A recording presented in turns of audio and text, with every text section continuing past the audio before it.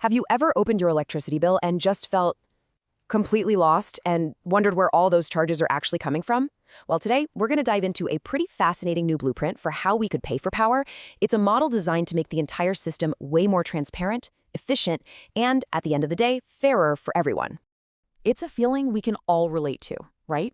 You do your best to save energy, turn off the lights, but your bill still feels like a total black box.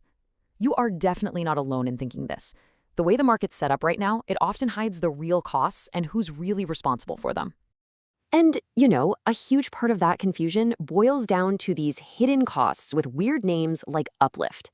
Think of it this way. When the grid operator has to pay extra to fix, say, an unexpected power shortfall, that cost doesn't actually go to whoever caused the problem. Nope. Instead, it gets socialized, which is just a fancy way of saying it's spread thinly across everyone's bills. It's a system where your bill can literally go up because of someone else's mistake.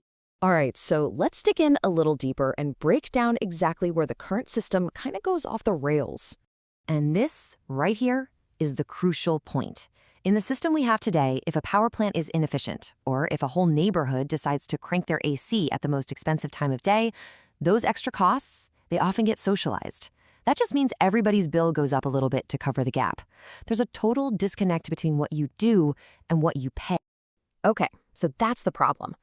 But what if we could design a system from the ground up to fix all of this? That's exactly where we're headed next, imagining a perfectly balanced market.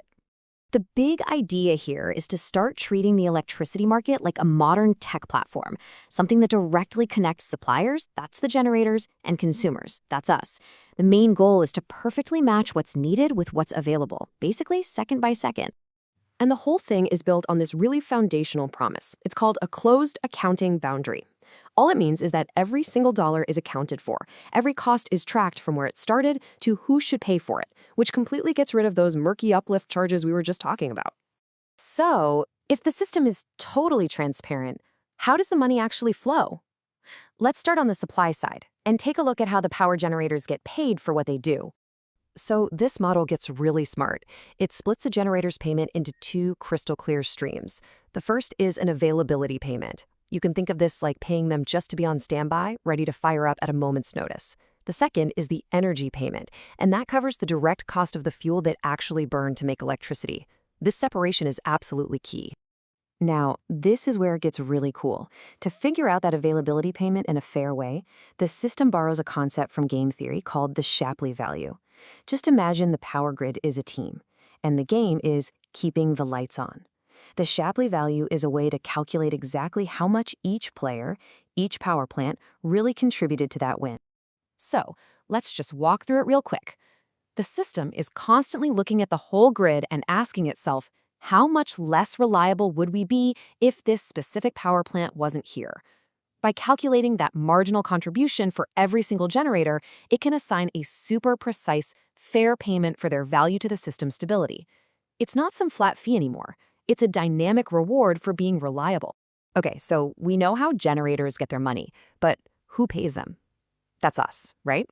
So let's flip this around to the other side of the platform and see how all the costs of running the grid get shared among us, the consumers. The whole philosophy here is that the way we split up the costs needs to internalize the real drivers of those costs. It's not just about how much electricity you use, but when and where you use it. Are you using power at the absolute peak time? Are you in an area that causes grid congestion? The system actually sees all that, and it counts for it directly in your bill. And what costs are we even talking about? Well, it's the whole shebang. The fuel burn to make the power, all the operational expenses, like maintenance crews, and the capital expenditure. The huge investments in power plants and transmission lines.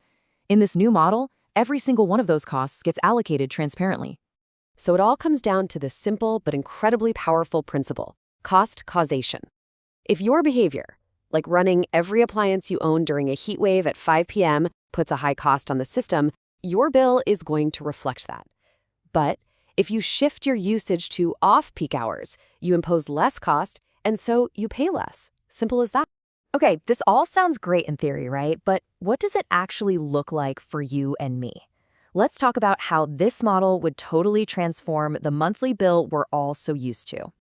Basically, we'd shift away from a simple volumetric tariff, where you just pay per kilowatt hour, to a retail subscription. The best way to think about it is like your cell phone plan. You're not just paying for the minutes you talk, you're paying for a certain level of access and a risk profile that reflects how and when you use the network.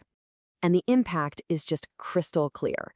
An inflexible user, someone who uses tons of power during peak hours, might have a subscription of, say, $150. But their neighbor, who uses the exact same total amount of energy but is flexible, maybe they charge their EV overnight, they create way less strain on the grid and could have a subscription of just $75. Your choices have a direct, visible financial impact. All right, let's pull all these threads together. What's the bottom line? What does this new framework for a fairer energy system really get us? Now, making this reality, well, it requires some pretty big changes across the board. The wholesale market would have to move from a single price for everybody to a system based on what's actually feasible to deliver in that moment. The retail market would shift from those simple volumetric charges to these new subscriptions. And crucially, the balancing market finally gets rid of those socialized uplift charges and uses that integrated Shapely allocation instead. But at the end of the day, this framework delivers 4 huge advantages. First, it ensures all the costs are recovered, no more shortfalls. Second, it directly ties what you pay to the costs you actually cause. Third, it's designed to be fair, so no one, not a generator or a consumer, is forced to operate at a loss.